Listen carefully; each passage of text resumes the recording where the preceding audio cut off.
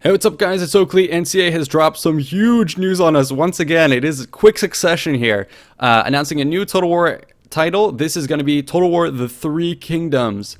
So yeah, that's freaking awesome. Did not expect this one, not only because of what topic they're covering, but also because of the suddenness of it. And there's a little bit of a story behind that. Apparently there was a bit of a miscommunication between CA and one of the people who was supposed to promote this news. They jump-started the release, and so CA's team, particularly Grace, had to kind of get their PR machine rolling because the leak was coming out one way or another, and it's not necessarily a leak. The news was coming out early one way or another, and CA decided to jump on it, so they've pushed this all out earlier than expected on a different time frame. But anyways, regardless of the petty details, it's here. So CA has posted a couple of things that we can look at. The first is going to be this Three Kingdoms wiki page. We do get to see a little bit of art, but it is coming from the trailer itself, which we'll be taking a look at here in a hot second. But anyways, they give us a brief description. So the year is 190 CE. China is in turmoil. The Han Dynasty crumbles before the child emperor, but he's but a figurehead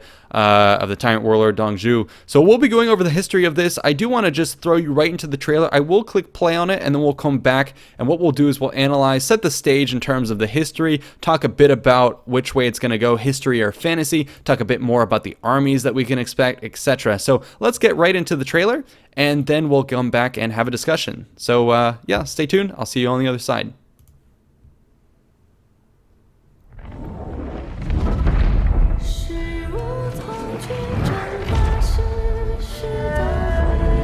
The Empire, long divided, must unite. A great dynasty burns, and tyrants rule over the ashes.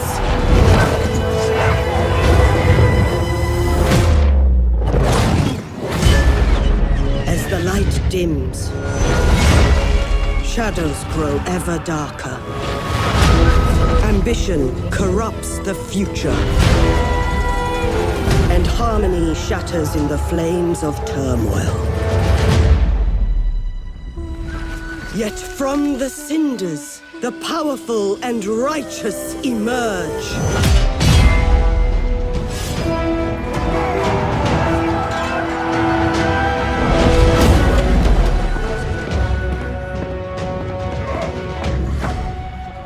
The Empire, long united, must divide, and destiny be shaped by its champions.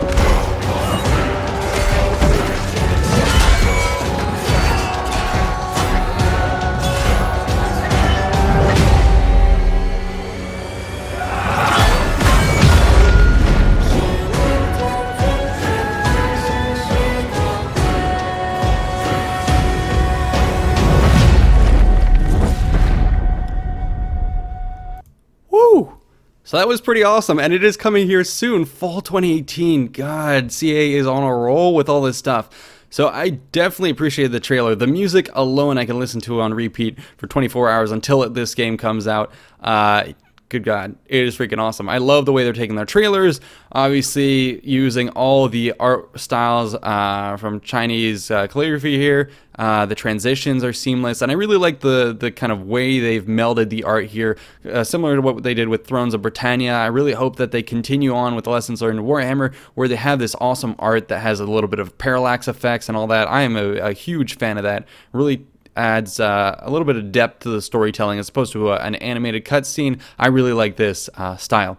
So anyways, as for the trailer itself, pretty exciting stuff. Let's go ahead and read what CA has posted about it, and then come back and kind of pair the history lesson with the trailer. It kind of maps up somewhat, although I'm sure many people are scratching their head saying, what's going on here? So let's take a look at the official description. So they say the year is 190 CE, China is in turmoil, the Han Dynasty crumbles before the child emperor. He is but a figurehead, a mere puppet for the tyrant warlord Dongzhu. It is a brutal, oppressive regime, and as Dongzhu's power grows, the empire slips further into the cauldron of anarchy.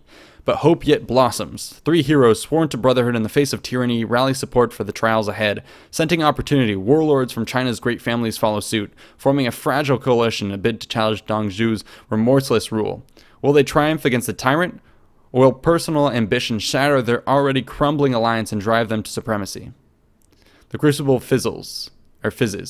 Allegiances shift, the fires of conflict stoke opportunity. Only one thing is certain: the very future of China will be shaped by its champions. So one thing does stand out to me before we get into the full history is going to be the constant allusion to champions. You see that in the trailer itself. There was that duel at the end, and also a lot of the artwork here going to be focusing on many of the there's not just 3, there's going to be many of these legendary figures. And the reason for that is because this time period in history borders on the mythical. It is very much infused with romanticism of the time period. It's hard to distinguish fact from fiction a lot of times. A lot of it owing to the most of the information we have, or the majority of the way it's gotten into popular culture, is from the series The Romance of the Three Kingdoms, and that has been heavily mythologized. People have kind of compared it to the way the Odyssey and the Iliad written by Homer is.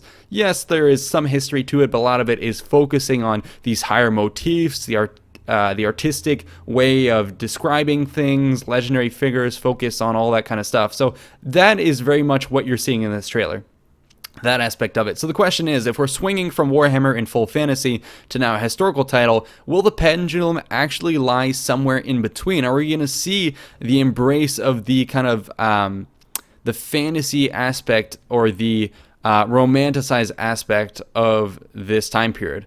From the buzzwords of the champions and what we were seeing in the trailer, I would say yes, we're going to be seeing it. That is quite welcome to me, in the sense that history yes, I like my history pure, but I really like the RPG elements. I like the storytelling, the character narratives that we've seen in Warhammer, and if they find an excuse to pull it off, just like they can in this one, because it is kind of justified in this age of legendary heroes, and there is historical text that describe it in this way, I think it is appropriate. Now, we don't want that pendulum swinging too far on the fantasy side, but a little bit can't hurt. So with that being said, let's give you a little bit of context of what's going on in terms of the history. So like they say here, it does occur at the end of the Han Dynasty. So I do have an image pulled up of the Han Dynasty here. So at its peak, or at one of its greatest expanses, going way to the west, Han Dynasty, recall, took place when the Roman Empire is over in the west, and there are some historical records of them communicating with one another. There are some Han records talking of some kings to the west. I can't remember what the exact term is, but anyways, they had a name for the Roman Empire to the west, so there was some contact, mostly kind of indirect through the Silk Road. Roman coins have been found in the east and whatnot, so that's such a cool connection, but we'll be diving into that into a separate video. For now, take a look at the Han Dynasty here. Lots of territory that it covers along the coast, central China here, and then obviously controlling the Silk Road, lots of garrisons, controlling that rich trade, making it very wealthy, allowing for the financing of a strong government, garrisons, armies, and navies. So obviously very powerful, but no power can last forever. And so what happens towards the end of the Han Dynasty here is its territory kind of retreats in, and that's what I believe you're seeing with this red border, is the Han Dynasty kind of retracting inwards. And what happens towards the end here is you have a lot of these natural disasters, flooding, you have famine occurring, and so there's a lot of problems happening. Part of it is kind of weak rulership, where people are starting to have a harder and harder time governing the area. You have mismanagement, and then of course these natural calamities that just exacerbate the cracks here. And what happens is when central power kind of starts to flicker and fade, power is going to be driven down to the local level as people either start to try and break off, as you see with the Roman Empire, with the breakaway Palmyrene and Gallic empires like that, or they try and make a vie for the throne and create their own new dynasty. Again, like you saw perhaps with Zenobia trying to do, trying to form her own dynasty. Actually, that's not a good example, because she was more of a breakaway. than trying to lead Rome in its entirety. But anyways, you get the point here. So what ends up happening is there's starting to get disunity, and what happens at this point in time is there are a series of rebellions that break out against the Han Dynasty. These are going to be called the Yellow Turban rebellions. I believe there's 2 of them. They're going to be led from a group to the north, kind of with this central figure who is of Taoist background, and he decides that he wants to bring. He has a lot of philosophies, equal distribution of land for all these peasants who have seen their lands taken away and monopolized by the rich and the powerful. He starts to unite people, and a lot of people flock to his banner. They have rebellions. Initially, they're successful, but eventually they are suppressed by the Han Dynasty. But at the same time, there's other bids made for the throne while there's these rebellions taking place, distracting the Han. Other rulers try and perhaps make their own bid for the throne. There are conspiracies that are exposed and suppressed. All kinds of people are taking swipes at the dynasty. So during this time, what's actually interesting is you have what's called the Oath of the Peach Garden, and this is where you have 3 figures, Liu Bei, Guan Yu, and Zhang Fei, who make an oath of fraternity in a ceremony of the Peach Garden, an oath to protect the Han Dynasty from the Yellow Turban rebels. So that is actually something that we see here in the trailer. So here you get to see the main cities of China. Very powerful, but turmoil is here. This is a figure who I haven't quite introduced yet, but let's go a little bit forward.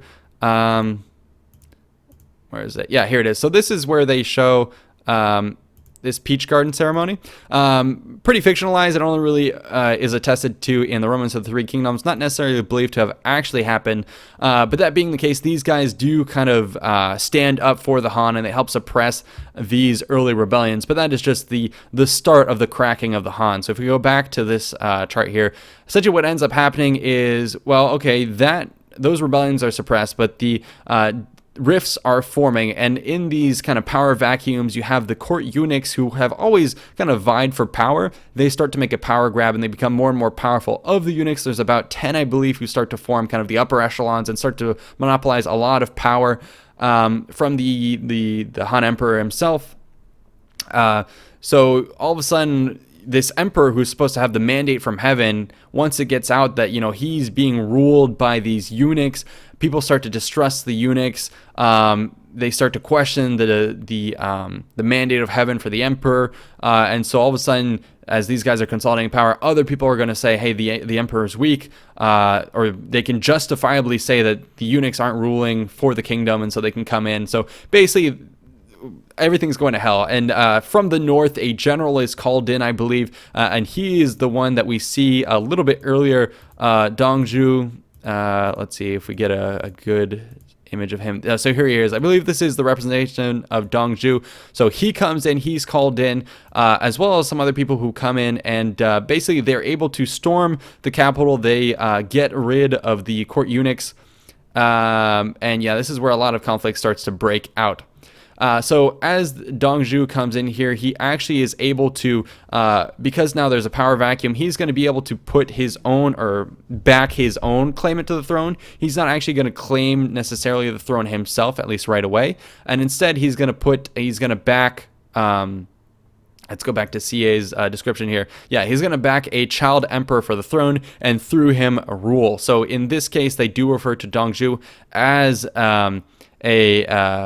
is a remorseless ruler, although a lot of that is kind of biased in the sense of Romance of the Three Kingdoms. A lot of the history paints him out to be this despotic ruler, although, like we said before, myth and reality mix a lot, and he is a bit more cartoonized in that sense, made a lot more despotic and evil, whereas history might paint him as a bit more perhaps just ambitious and pretty competent ruler. The despotic side, who knows? But CA is definitely playing it up. So anyways, he's going to, I guess you could say, seize control there. But then other people are going to say, if he can seize control and power is being driven down locally, other people are going to start to rise up. So we can see this here. Eventually what ends up happening is after all these different conflicts, you get a consolidation of power. And this is a little bit down the road. This is about 70 years after CA is saying the game is set. You start to see consolidation on 3 fronts: the Wei to the north, the Wu, and then the Shu Hans. The Shu Han is actually going to be, pretty interestingly enough, made up of these 3 figures who were at the oath ceremony here. So early on, backing up the Han, and eventually they're going to be pretty principal players in later one of the 3 kingdoms. So that's pretty awesome. So yeah, you get to see them there. And then moving along, basically you start to see these various individuals scheming for the throne, what they're going to do and all that. And then finally you get to see the clash of armies. So let's move on to the next period, which is going to be combat itself. What can we expect? Well, from this trailer, like we've said, he is emphasizing the single legendary figure. So I believe what we're going to be seeing, just like in Shogun 2, is going to be a lot of these heroic figures. You could get heroes in Shogun who are very powerful, but I thought very tastefully done, very powerful on the battlefield, but they could still definitely be taken out. And so I hope CA goes along those routes, but not only makes them powerful on the battlefield, but makes them very fun players in the campaign, where you can do a lot of the RPG, perhaps even quest elements from Warhammer. So yeah, you'll be seeing that on the battlefield, but all the men in the background, what can we expect? So let's back up real quickly. So yeah, during this period, especially the period of the 3 kingdoms, this is going to be one of the deadliest time periods in Chinese history. I believe one of the censuses taken kind of before and after this period sees a drop of, I think the census was something like a drop in 75% of the population, although some of that is probably owed to disruption and the way the census is run. But yeah, it just attests to how bloody this period is, how disorientating it is for the people participating. Now, in terms of the troops themselves, what can we expect? It kind of varies, but let's go ahead and take a look at one of the maps here, and this will kind of help us. So it depends kind of where you are looking at geographically. Because they'll have different specialties. That being said, kind of the main core is going to be standard fare from what we've seen in China for a long time. Crossbows, spearmen, swordmen, cavalry, and chariots. So we're seeing a mix of that. But within that, there's going to be a bit more specialization. So for instance, the Wei here to the north, who border the Zhongnu, who border the steppes, are going to be able to field a lot more cavalry, especially using some of the steppe archers, lightning attacks, which is going to be very powerful for them. A lot of battles in the combat of the 3 kingdoms could actually be won by the use of cavalry to strike behind armies, take out supply depots, and disrupt supply lines, etc. So that's going to be a very powerful asset. So you can expect heavy cavalry, lots of skirmisher cav, archer cav, etc. coming from the way here. And that's going to be cool. So you can expect that. Then going down south, where you have a bit more higher density populations, large bodies of troops are going to be armed with spears, pikes, crossbows as well. We'll be seeing technological development over time, where you get, instead of just the crossbow, you get the repeater crossbow, the Chikunu, I believe it's called. So lots of advancement on that front.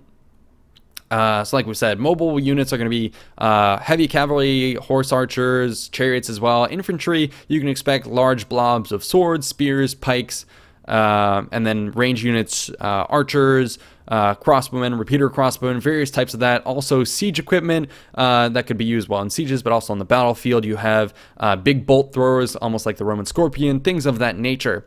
In terms of the other nations here, some of them are going to start to have a bit more elite forces, private armies being brought up, professional armies. The Wu as well are notable to talk about because of this area down here is going to be having a lot of rivers and obviously a big coastline. Naval combat is going to be particularly important, especially these river battles, and so the Wu are going to have a lot of that. Naval combat at the time isn't going to be like Mediterranean combat, where you have a lot of ramming and boarding. Combat here was dealt with at range for the most part, with lots of bow fire, projectiles, and that sort. So you can see a lot of that. You can expect a lot of that here. And some of the biggest battles that we would have seen, the Battle of the Red Cliffs, are supposed to be some of the largest naval battles in history. So yeah, lots of stuff going on here.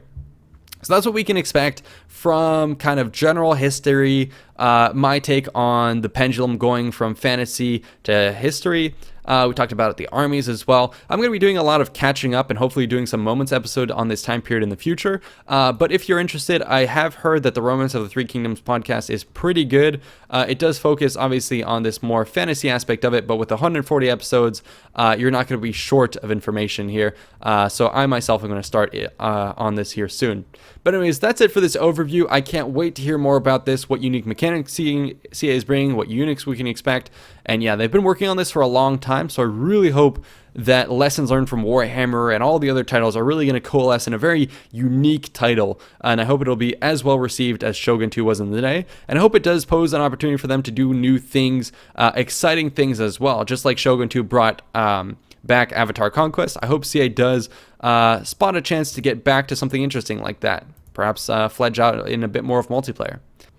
And lastly, I did want to take the opportunity to mention that I am going to be splitting the channel here soon. I already put up Invicta Gaming, and that's where you're going to be seeing me put a lot more of this Total War news and Total War gameplay in the future. So please head on over there if that's what you're interested in. I'm going to be trying to make the main channel focus on history. So of course there's going to be overlap between the two because Total War does cover history, but expect to see the documentaries and strictly historical stuff stay on the main channel, whereas the side channel is going to be a lot more of this new stuff, gameplay, etc. So this shift is going to be gradual, but I'm going to accelerate over time, and I really want to make them two distinct.